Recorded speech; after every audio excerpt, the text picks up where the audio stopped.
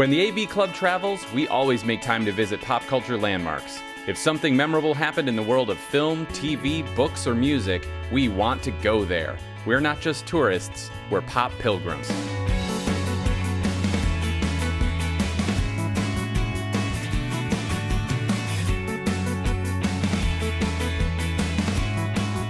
Few cities can claim as many important record labels and recording studios as Memphis, Tennessee. This is home to such studios as Goldwax, High, and Stax, which defined the Memphis soul of the 1960s and 1970s. And right now, we're in Marion Kesker's office in Sun's studio, a studio that was home to the earliest recordings of people like Elvis Presley, Jerry Lee Lewis, Johnny Cash, and B.B. King.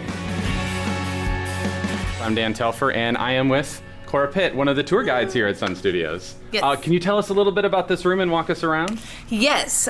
Sam Phillips, the recording engineer here, had this room from 1950 to 1960. At that time, the cool music around Memphis was blues. It was happening on Beale Street. Nobody in town was really out recording it. You knew that if you could find a white boy that could sound like a black guy, he'd make his million. That's when Elvis Presley came along. He was right about that. Well, that's all right, Mama. That's all right for you. So July 5th, 1954 is when Elvis Presley came on in and made that legendary recording, That's All Right, Mama, which led him to stardom.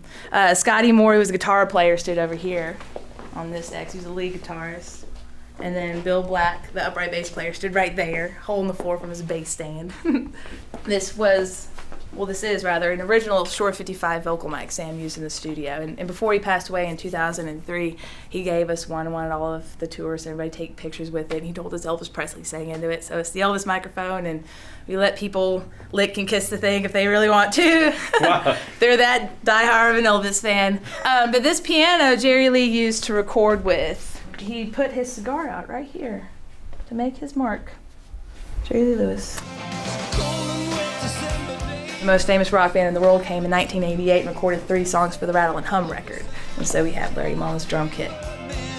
Part of the genius, whatever, thing about Sun Studio is that this is the same room. It's unbelievable, when you actually walk in and this is the same room. It's not recreated.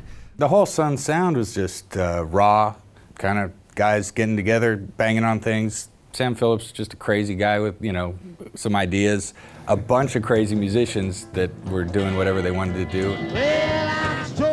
What recordings here do you really love? There's a track by Carl Perkins called Her Love Rubbed Off, and it's just him sounding drunk in the studio. I don't know if he is, but it's amazing. It's just him kind of mumbling and and the guitar comes in and out.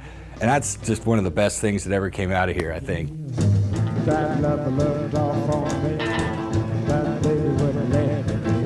Bob Dylan came in one day, and there was a tour going on in here. Came right over there and kissed the Elvis X. And then he walked out. So the tour guide runs after him and stops him in the middle of the street. He's like, Mr. Dylan, I'm a huge fan. And Dylan turns to him, and he's like, well, son, we all have our heroes. And then he just walks right off. Dylan.